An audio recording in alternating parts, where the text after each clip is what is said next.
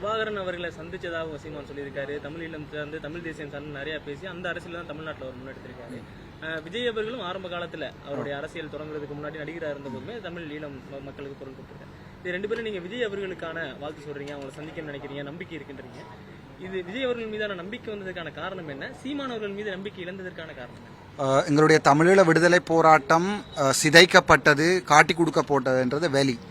அந்த வெளியை முதலமைச்சர் விஜய் அவர்கள் தன்னுடைய பரப்புரையில் எங்கேயுமே பாவிக்கல. தன்னுடைய வாக்குகளை பெறுவதற்காக எங்களுடைய வெளியை எங்கேயுமே பாவிக்கல. ஆனால் சீமான் அவர்கள் அதை பாவிப்பதை தவிர தமிழக மக்களுக்கு வேறு எதுவுமே செய்யவில்லை.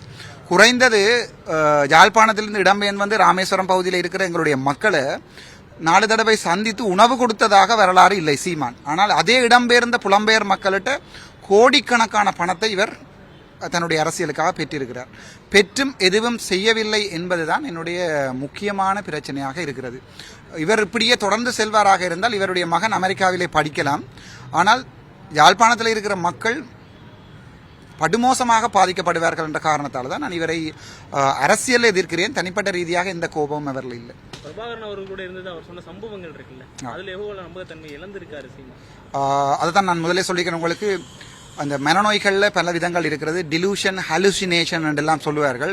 மருத்துவம் தெரிந்தவர்களுக்கு தெரியும். ஹலுசினேஷன் என்றது வந்து ஒன்று, இப்போ உதாரணத்துக்கு ஒரு ஃபோனை பார்த்தால் யானை மாதிரி தெரியும். மேபி அப்படி மாறி வேறு யாரோடையும் இருந்து அவருக்கு ஹலுசினேஷன் இருக்கிறபடியால் அப்படி அவர் சந்தித்தாரோ இல்லையோ எங்களுக்கு ஒரு நம்பிக்கை இல்லை.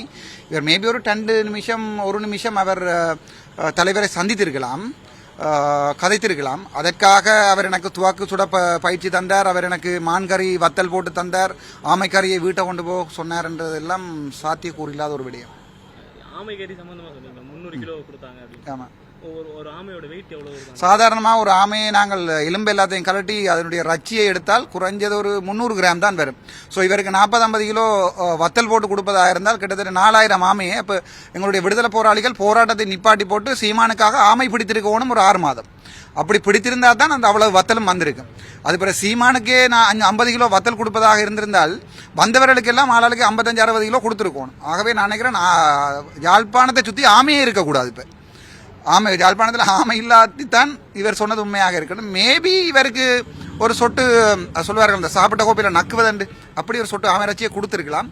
அதுக்காக 50 கிலோ வத்தல் தந்திருக்கிறெல்லாம் அது வந்து யாழ்ப்பாண மக்கள் சிரிக்கிறார்கள். தமிழ்நாடு முதலமைச்சர் விஜய் அவர்கள் தமிழ்நாட்டில் உள்ள தமிழ் மக்களுக்கு மட்டும் இல்லாமல் உலகம் முழுவதும் இருக்கக்கூடிய தமிழ் மக்களை பற்றியும் ஆழ்ந்து சிந்திக்கணும், அவங்களுக்காண்டி செயல்படணும் அப்படின்னு சொல்லியிருக்காரு. அது எந்த வழியோட வெளிப்பாடு?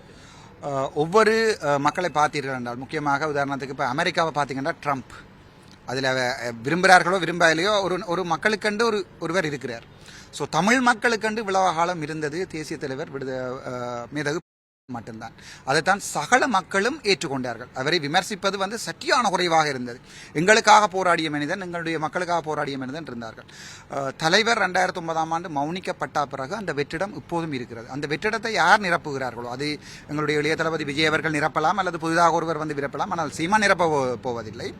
சீமான் தனக்கு தானே நிரப்பிக் கொண்டாலே ஒழிய அந்த வெற்றிடத்தை நிரப்பப் போவதில்லை. ஆகவே 6வது ஒருவர் அந்த வெற்றிடத்தை நிரப்புகின்ற போது தற்போது மக்களால் அதிகமாக நேசிக்கப்படுகிறது முதலமைச்சர் விஜய். ஆகவே அந்த வெற்றிடத்தை நிரப்புவாரா இல்லையா என்பதை அவர் தமிழீழ மக்களுக்கு என்ன செய்கிறார் என்பதை பார்த்து தான் நாங்கள் சிந்திக்க வேண்டி இருக்கும். நான் அடிப்படையில் ஒரு வைத்தியர் தான் தம்பி. நான் 2015ஆம் ஆண்டிலிருந்து 2024ஆம் ஆண்டு வரைக்கும் வைத்தியராக இருந்தவன். 2024 மக்களுடைய சுகாதாரத்துறையில் நடந்த ஊழல் தொடர்பாக போராடிய போது அரசாங்கம் என்னை தமிழன் என்பதற்காக பழி வாங்கியது. அதற்கு பிறகுதான் நான் இந்த அரசியலுக்கு 2024ஆம் ஆண்டு ஜூன் மாதத்துக்கு பிறகு கிட்டத்தட்ட ஒரு வருடமாக இந்த அரசியலில் இருக்கிறேன். டாமினேட்டிங் சொசைட்டியில் இலங்கை நாடாளுமன்றத்தில் டாமினேட்டிங் அங்கே போய் நீங்கள் இவ்வளவு உணர்வுபூர்வமாக பேசுறது, ஒரு வழி மிகுந்ததோட பேசுறதுக்கான காரணம் என்ன? அங்கே உங்களுக்கான அச்சுறுத்தல்கள் இருக்குல்ல? எனக்கு மரண அச்சுறுத்தல்கள் இருக்கிறது, அதில் வழக்குகள் நடக்கிறது. இன்னைக்கு கொலை செய்வன் என்று சொல்வர்களுடைய ரெக்கார்டிங்கள் போட்டு வழக்குகள் நடக்கிறது. இலங்கையை பொறுத்த வரைக்கும் நாங்கள் இப்போது ஒரு 10 விதமான தமிழர்கள் தான் இருக்கிறோம். 18 விதமானாக்கள் இருந்தாங்க இனப்படுகொலை செய்யப்பட்டு இப்போது 10 விதமான மக்கள் தான் மொத்த சனத்தொகையில் இருக்கிறோம். இருக்கிற மக்களுக்காக போராடிய 44,000 போராளிகள் வந்து மரணித்து விட்டார்கள். அந்த காலத்தில் போராடியவர்கள் தற்போது மனமாற்றமாகி இப்போ சீமான் மாதிரி எங்களுடைய போராட்டத்தை விற்கிறதுக்கும் தயாராக இருக்கிறார்கள். யாராவது ஒருவன் என் இனத்துக்கு உண்மையாக இருக்கணும்னு ஆசைப்படுறேன். 44,000 போராளிகள் சாகின்ற போது, கடைசி உயிர் போகின்ற போது அவர்களுடைய கனவு ஒன்று இருந்திருக்கு. அதை நாங்கள் விற்கக்கூடாது. அதற்காக நான் சிங்களவர்கள் என்னை கொலை செய்வார்கள் என்றும் தெரிந்தும் நான் இப்போது என்னுடைய மக்களுக்காக காய்த்து கொண்டிருக்கிறேன்.